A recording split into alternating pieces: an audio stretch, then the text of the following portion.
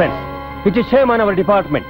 ಗಲ್ಲಿಗೇರಿಸಬೇಕಾದ ಅಪರಾಧಿನ ಗಲ್ಲಿಗೇರಿಸುವ ಅಧಿಕಾರಿನ ಕಿಡ್ನಾಪ್ ಮಾಡಬೇಕು ಅಂದ್ರೆ ಇದರಲ್ಲೇನು ಮಾಸ್ಟರ್ ಪ್ಲಾನೇ ಇದೆ? ಎಕ್ಸ್ಕ್ಯೂಸ್ ಮೀ ಸರ್, ಇದರಲ್ಲಿ ಯಾವ ಮಾಸ್ಟರ್ ಪ್ಲಾನು ಇಲ್ಲ. ಅಂದ್ರೆ ಜೈಲರ್ ಪ್ರಭಾಕರ್ ತಮ್ಮ ಕೆಲಸನ ನಿರ್ಜಡವಾಗಿ ನಿಷ್ಠೆಯಿಂದ ನಿರ್ವಿಕಾರವಾಗಿ ಮಾಡ್ತಿದ್ದ ವ್ಯಕ್ತಿ ಅಂತ ಇಲಾಖೆಯಲ್ಲಿರೋ ಪ್ರತಿಯೊಬ್ಬರಿಗೂ ಗೊತ್ತು. ಹಾಗಾದ್ರೆ ಇದೆಲ್ಲ ಯಾಕೆ ನಡೀತು? ಅದಕ್ಕೊಂದು ಕಾರಣ ಇದೆ. ಏನಾ ಕಾರಣ? ಪ್ರಭಾಕರ್ಗೆ ಒಂದು ಮುದ್ದಾದ ಮಗು ಇದೆ. ಆ ಮಗುಗೆ ತಾಯಿ ಇಲ್ಲ. ತಾಯಿ ತೀರ್ ಹೋದ್ಲಲ್ಲ ಅನ್ನೋ ಕೊರಗಿನಲ್ಲಿ ಆ ಮಗು ಸಾಯೋ ಸ್ಥಿತಿಗೆ ಬಂತು. ಆವಾಗ ಆ ಮಗುಗೆ ತಾಯಿಯ ಪ್ರೀತಿ, ಮಮತೆ, ವಾತ್ಸಲ್ಯ ಇವೆಲ್ಲಾನು ಕೊಟ್ಟು ಆ ಮಗುನ ಉಳಿಸ್ದೋಳು ನನ್ನ ಹೆಂಡತಿ ಸರ್. ನಿಮ್ಮ ಹೆಂಡತಿ? ಐ ಮೀನ್ ಇಂದು. I see. ಈಗ ಆ ಮಗು ನನ್ನ ಹತ್ರನೇ ಇರೋದ್ರಿಂದ ಪ್ರಭಾಕರ್ ಮತ್ತೆ ನಮ್ಮ ಮನೆಗೆ ಬರ್ತಾರೆ ಅನ್ನೋ ನಂಬಿಕೆ ನನಗಿದೆ. ಅದು ಅಲ್ಲದೆ ಆ ಮಗು ಇಂದೂನ ಐ ಮೀನ್ ಡಾಕ್ಟರ್ ಇಂದೂರ್ ಅವ್ರನ್ನೇ ತಾಯಿ ಅಂತ ತಿಳ್ಕೊಂಡಿರೋದ್ರಿಂದ ಇಂದೂರ್ ಅವ್ರಿಗೆ ಯಾವ ತೊಂದರೆನೂ ಬರ್ದಿರೋ ಹಾಗೆ ಪ್ರಭಾಕರ್ ನೋಡ್ಕೋತಾರೆ ಅನ್ನೋ ನಂಬಿಕೆ ನನಗಿದೆ ಸರ್.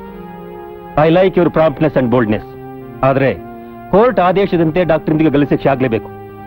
ಇಲ್ದಿದ್ರೆ ನಮ್ಮ ಡಿಪಾರ್ಟ್ಮೆಂಟ್ಗೆ ಕೆಟ್ಟ ಹೆಸರು ಬರುತ್ತೆ. ನೀವೆಲ್ಲ ಎಚ್ಚರಿಕೆಯಿಂದ ಕೆಲಸ ಮಾಡಿ.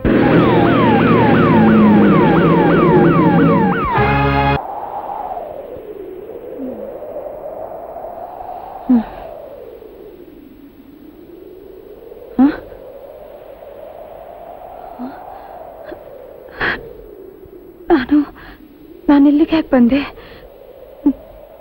ನಾನೆಲ್ಲಿದ್ದೀನಿ? ಗಲ್ಲುಗಂಬದಿಂದ ನಾನೇ ಕಿಡ್ನಾಪ್ ಮಾಡ್ಕೊಂಡ್ ಬಂದೆ. ಅಂದ್ರೆ ಕಾನೂನನ್ನ ಉಲ್ಲಂಘಿಸಿದ್ರ? ಹೌದು. ನಿಮ್ಮ ಅಭಿಮಾನದ ದೃಷ್ಟಿಯಲ್ಲಿ ನಾನು ನಿರಪರಾಧಿ.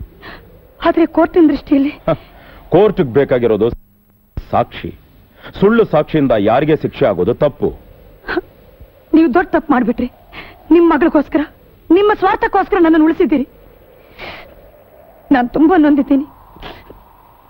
ಈಗ ನಾನು ಬದುಕು ಸಾಧಿಸ್ಬೇಕಾದ ಏನಿದೆ, ದಯವಿಟ್ಟು ನನ್ನ ವಾಪಸ್ ಕರ್ಕೊಂಡು ಹೋಗಿ. ಕಾನೂನು ಪ್ರಕಾರ ಏನ್ ನಡಿಬೇಕೋ ಅದು ನಡೆದು ಹೋಗ್ಲಿ. ನೋಡಿ, ನನ್ನ ಮಗಳಿಗೋಸ್ಕರ ನಾನು ನಿಮ್ಮನೇಲಿ ಕರ್ಕೊಂಡ್ ಬರ್ಲಿಲ್ಲ. ಇಷ್ಟೊತ್ತಿಗೆ ಅವಳ ಕಥೆನೇ ಮುಗಿದೋಗಿರ್ಬಹುದು. ಏನು?